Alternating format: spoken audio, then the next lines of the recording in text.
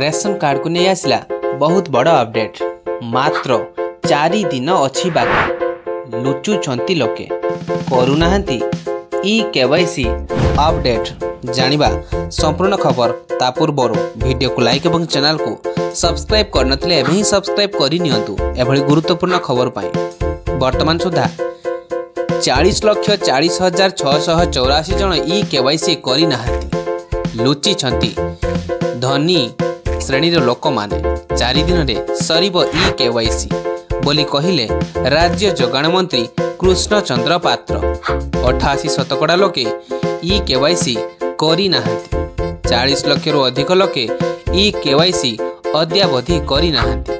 तेबे करदाता सरकारी चाकरिया एवं डाक्तर तथा शिक्षक माने राशन कार्ड रे चाउल खाउछंती बोली मंत्री अभियोग करिसंती। एथिसह सेमानकु शीघ्र कार्ड पैठ करिया पई सरकार तागिद मध्य करिसंती, नचेत सेमानक ठारू जरिमाना आदाय कराजियो बोली राज्य जोगाण मंत्री कृष्ण चंद्र पात्र सूचना देइछंती।